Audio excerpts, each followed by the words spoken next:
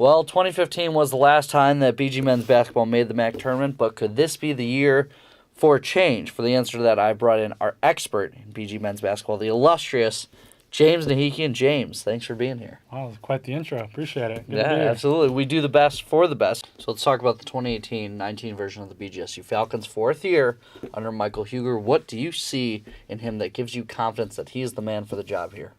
Oh, well, I think if you just look at kind of historically what type of MAC teams are successful basketball-wise in this conference, and the great thing about mid-major basketball is you don't have the one and done. So, you bring guys here, you get to develop them over 4 years, you get to watch them improve over 4 years, and really the teams that, have good seasons in this conference are the teams that are experienced and have gone through it, have experienced some success, but have also come up short and figured out what you need to do to take that next step. So just with this team specifically, I mean, you return your top 4 leading scorers and you return 4 starters with DiMaggio, Wiggins, Antoine Lillard, Justin Turner, and Dylan Fry. So all 4 of those guys, as I mentioned, are your top 4 leading scorers last year, are starters last year, most of them multiple-year starters, and all guys that have been in the program for 3 or 4 years. So that kind of team setup is normally the type of setup that you have to have a successful team. And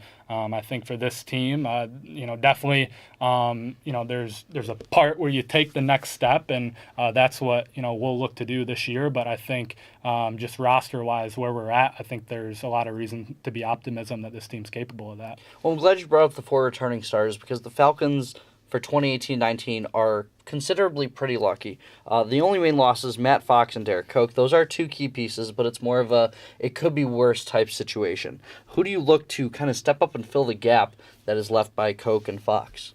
Well, I think, the guys on this roster are, and our coaches, I think, would tell you the same thing. We feel really good about the guys that are here, and that's we're looking forward to. There's the 4 guys I mentioned, and there's a lot of guys that I think will only see bigger roles this year. I mean, Daquan Plowden, someone that played in every game last year as a freshman, showed a lot. Really exciting player to watch, super athletic. Great dunks, too. Yeah, his dunks are awesome. Jeffrey Uju is a guy that's now been in the program. This will be his 3rd year. He's made significant improvements year after year. I think he'll have a big role this year. And a number of other guys as well, newcomers, 2 true freshman newcomers, and Caleb Fields and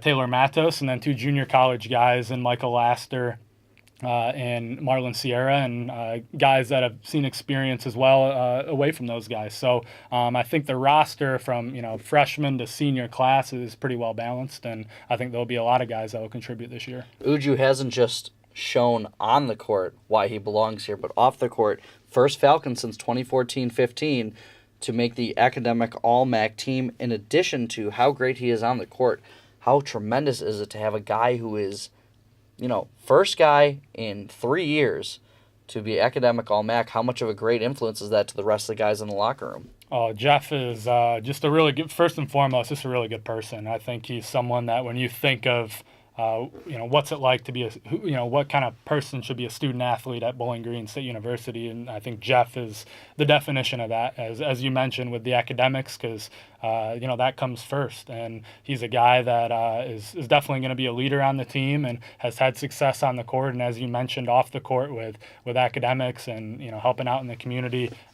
There's not really anything that Jeff doesn't excel at. So I've really enjoyed getting to know him over the last few years, and I'm excited to see him on the court this year. DiMaggio Wiggins has decided to return for his senior season. He was able to do that because he did not get an agent for the NBA draft. How high are expectations for the guy who could potentially be the next BGSU draft pick this year? Well, DiMaggio is someone that when he came in here, I believe he was one of Coach Huger's first recruits that he brought in, and he's just made, you can just look at his statistics to see the types of jumps that he's made every year, but just watching him on the court and how he's developed, from his free throw percentage, he was a guy, just an example. I mean, he came in and shot, mid-30s% from the free throw line his freshman year, and now he's in the 70s consistently. So that's just one example, but he's willing to put in the work and has put in the work, and just last year had a great season, one of 2 players in the MAC to average a double-double, all-MAC player. And he's a big-time player. He's a guy that you look at really throughout this conference as one of the better players in the league. So especially going into his senior year, I know he has, he himself holds himself to the highest expectations and highest standards, and I'm looking forward to seeing DiMaggio play as a senior. 4 new guys to look out for this year: Laster, Mattis, Fields, Sierra. You've mentioned all 4 of these guys, but they all bring different things and different skill sets to the table. Who are you most excited to see step on the court this year? I'm not going to pick favorites. I like all 4 of those guys. I think they all bring something unique to the table, just with 2 of them being freshmen, 2 of them being junior college guys. Those junior college guys kind of know a little bit of kind of the student-athlete grind and the college basketball game. It'll be a step up for them as well. Yeah, I mean, Caleb Fields is someone that I think Coach Huger has mentioned is kind of on the same par defensively as Justin Turner is. A really good on-ball defender, a guy that can score at all 3 levels. Taylor Matos, 6'11", can shoot it out to the three-point line, is pretty, especially for a freshman coming in, pretty polished down low as well. I think he has a very high ceiling, and with our, Coach Stacy does a really good job with the bigs, and is really, you can look at DiMaggio for kind of his development-wise, is guys come in here and improve. So Taylor's a guy that I'm looking forward to seeing over the next 4 years, and then the junior college guys as well. I mean, Michael Laster was junior college All-American last year, nearly averaged a triple-double. I think he had 5 triple-doubles last year. And then Marlon Sierra is kind of the do a little bit of everything type of guy as well.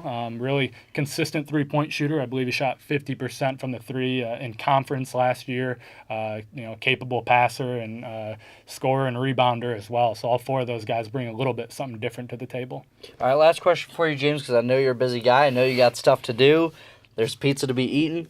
So it's been a tough last couple of years for men's basketball. I'm sure nobody's going to debate you on that because, realistically the goal here is to win, and they haven't gone to the MAC tournament in a few years. So some fans may be hesitant to come out to the Stro to watch this team because they're going to say, hey, why do I want to come to a game if we're not going to be very good? So for those fans who might be a little skeptical, what's your message to them? Well, the thing that after the season's over, you kind of look at it. And last year, Bowling Green lost the final 6 games of the season, and unfortunately and understandably, that's kind of what people remember most. But I think when you really look into it, throughout the entire season, in the MAC, you play to get a top 4 seed and to get that automatic bye to Cleveland. That's what every team in the league plays for. It gives you a really good chance, setup-wise, to get to the NCAA tournament, which is everyone's goal. And just looking at it last year, when Bowling Green was one of the 10 youngest teams in the country, the Final Four, heading into the Final 4 games of the regular season, they were in one of those top 4 spots. And then those next 2 games, Akron lost by 1 point and 2 points, actually. We're winning with, I believe, less than 15 seconds left. And then the following game, Kent State lost by 1 point, where you were winning with less than 10 seconds left. And, you lose both those games. You go from in the top 4 to completely mathematically eliminated from the top 4. But point being is, with 4 games left, this team was right where everyone wanted them to be. And, we're winning in 2 games in the final 15 seconds and didn't go our way. We didn't make the play or whatever it was. But I think, the gap to where the team was last year and where they ultimately want to be in winning a MAC championship, I don't think the gap is as big as some people may think, or the reality is they were right there in those games to get where they want it to be. So, this season certainly will be about trying to get to that next level. But as I've said, there's a lot of reason to believe that this team is capable of doing that. Basketball season just around the corner, coming up in the next few weeks. You can catch all the action at the Stro. If you are a student, just remember your ticket is free. James Nahikian, men's basketball SID. James, thanks for being here. Appreciate it. Thank you. Perfect. All right, guys. Thanks, James. Yeah, no problem. Thank you. I'll let you know when that airs out. We'll probably tweet out a link and I'll tag you in it. Okay.